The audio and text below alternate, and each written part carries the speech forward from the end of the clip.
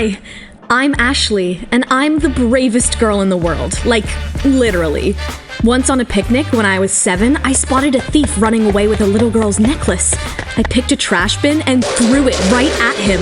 He fell down and people ran and caught him. Everyone appreciated my bravery except my mom and my twin sister, Becca. Do you think you're Superwoman, Ashley? These thieves will chop you like peppers. Ashley, why can't you be more like Becca? She never jumps into other people's business. Ugh, I never knew why Mom and Becca were so mean to me. I wish I could put them on sale. Years passed, and Becca grew up to be this over-beautiful girl while I looked just normal. Boys would just drool over her while no one would dare approach me. But one day in high school, I was in the library when I noticed a boy staring at me. That was strange. Boys don't even turn to my side, but this one walked up to me. Hey, beautiful. Your big eyes and long hair. You're pretty. Stop. I know I'm not. Is this a prank or what? Stop fooling me. I pushed him aside and walked to my class. There, I saw the same boy. It turned out he was Jason, a new student. He was nothing short of handsome, and girls were going gaga over him, especially Becca, but he never even looked at her. I was staring at him as I walked to my place, but then I slipped on something and went flying straight into his arms. Hey, are you okay? You didn't let me finish back then. You're really pretty. Gosh, same dialogue? You're boring. He laughed. He seemed like a really nice guy, and we became friends effortlessly. After hanging out together for a few months, we realized we were actually falling for each other. We'd talk on call all night, but Becca didn't like it very much. She barged into my room angrily one day with a plate full of pasta. I thought it was for me to eat. No. She flipped the plate over my head. Take it for pulling Jason away from me. You know how much I loved him? Just when he was about to fall for me, you spoil it. What? Are you mad? Nothing like that ever happened. Jason was never into you. In fact, he never will fall for people like you. I took some pasta from my head and rubbed it on her face. We then got into a cat fight when Mom came in. Becca lied that I betrayed her by dating Jason, her only love. Mom turned furious at me. Ashley, you live on my charity, and you're trying to ruin my own daughter's life? I gave you all the comforts that no stepmom would ever give, and yet you do this? Wait, what? She was my stepmom? Turns out she's my dad's second wife. My real mom died when I was just 1. Oh my God! This was why Mom and Becca always hated me? Mom, I'm not done yet. I gotta teach her a lesson today. Just as she was about to jump on me, she accidentally pushed Mom, who fell straight on the floor, hit her head, and fainted. We immediately took her to the hospital. Looked like she got an internal brain injury and is now like a 5-year-old child. This was so sad. More than the fact she's not my real mom, the present condition she's in didn't let me leave her side. I got closer to her like never before. One day, we took her to a nearby park, but then she tried to snatch a kid's doll to play with. I stopped her, but she threw herself on the ground and started rolling and shouting. I want that doll now! I want now! Everyone in the park stared at us. Becca felt so embarrassed that she started yelling at Mom. Just shut up, you crazy woman! God. Look, everyone, I'm not with them. Do whatever you want with them. She was insane, and Mom was crying like a baby until I got her a doll on the way home.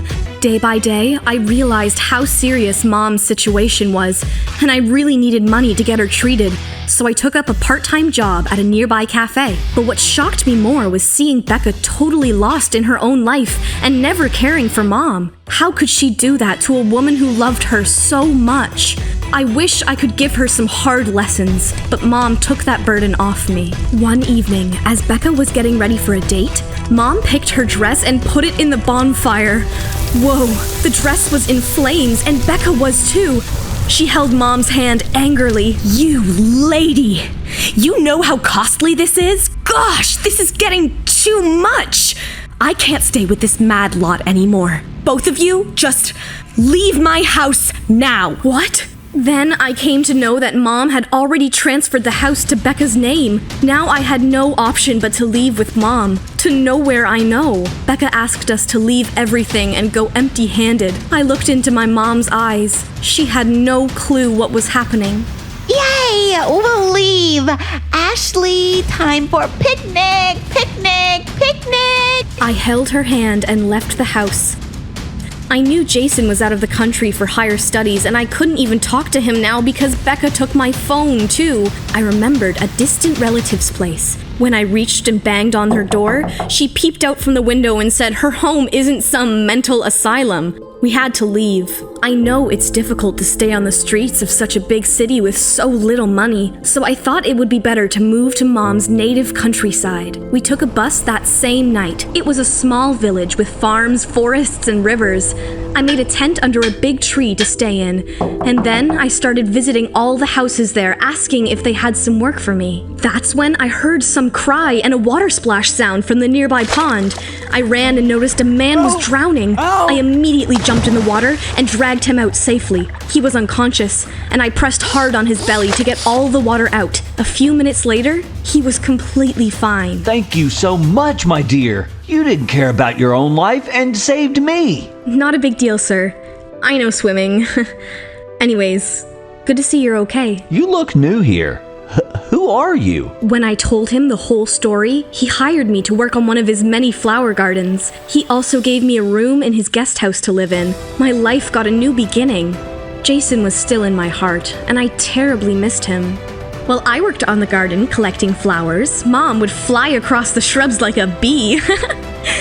She was a cutie. Mr. Tyson was so good, except that he often asked me if I'd marry his son, who was about to be back home next year.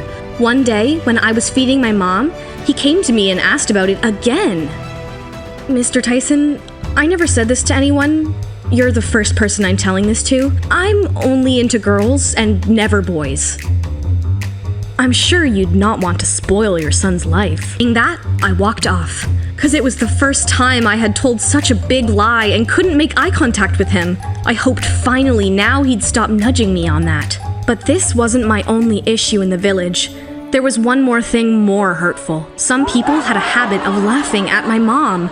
Like one afternoon while working on the garden, I noticed I forgot to bring my lunch and was feeling hungry too. Then Mom running towards me with the lunchbox. Ashley, your lunchbox. You hungry? You hungry? And suddenly she tripped over something and fell down and started crying like a baby. People who worked with me started laughing. Mom, you are supposed to stay home. You shouldn't come here to see me. But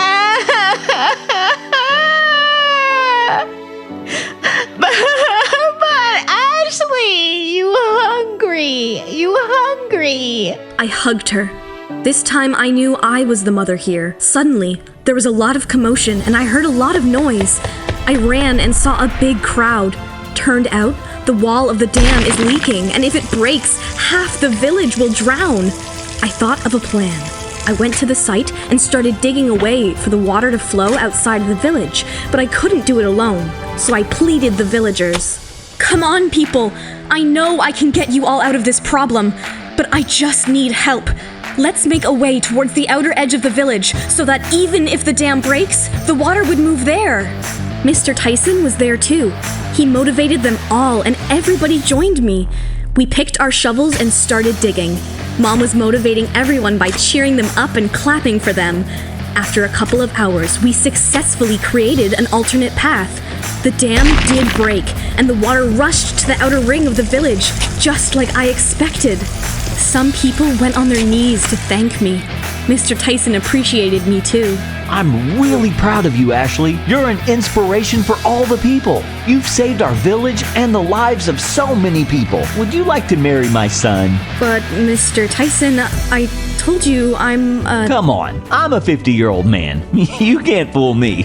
Just then, Mom started jumping out of happiness. Yay! Marriage, marriage, party, cake! Oh, Mom. I knew I'd never be able to give Mr. Tyson's son the love he deserved, but for the happiness of my mom and all the people around, I finally agreed. The next day, when Mr. Tyson was showing the news of my bravery in the newspapers, he suddenly said, Ashley, I want to make you CEO of one of my companies. How do you like the offer? CEO? One of his companies? What was he talking about? It turned out Mr. Tyson was a millionaire who runs many tech companies in big cities, but he spent his major time in this village since he loved a simple life. OMG! This was the biggest surprise. I believe in your hard work and intelligence, and I'm sure having you as the CEO, my company would soon touch the sky. Definitely, Mr. Tyson. You believe in me and I'd never break your trust. The next day, I was back to my home city again, because that's where Mr. Tyson's head office was. I never thought I'd be back to this cruel city, but now things were different. I joined the company as the CEO and started working hard day and night. Soon, I doubled the turnover, and with the salary hike, I became quite rich. I bought a mansion and cars. With days passing, the numbers just kept on increasing. Mom and I were living like queens now. But then, one Sunday, Becca was at my door. Ashley, I heard you're here. You know, my boyfriend betrayed me. He got the house in his name and threw me out. Please take me in. Mom, I've missed you so much. And just when she tried to hug her, I snapped. Now you know she's your mom? Why? 'Cause you're down and gotta know we're rich? Wasn't she your mom when she needed you the most? Jerks like you have no place in my life and my house. Just get lost. And I shut the door on her. 2 months later, it was my engagement party with Mr. Tyson's son, the one I had never seen or talked to before. He said his son was a bit shy to talk to girls before marriage. I was sitting nervously in my room while guests were waiting in the party hall. Was I really going to lose Jason? How can I get engaged to a guy who I don't love? No, I can't let this happen. Suddenly, someone knocked on my door, and I burst it open, shouting, "I'm sorry, Mr. Tyson, I can't marry your son. I love Jason and..." Jason?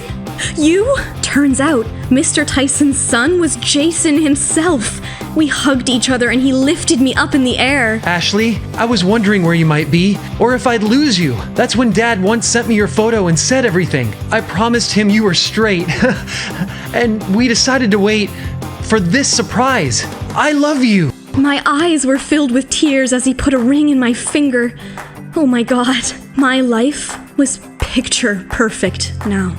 But not every story gets a happy ending, right? Meet my friend, Emma. Life tossed her back and forth with miseries. But you know how she took control? Come look for yourself.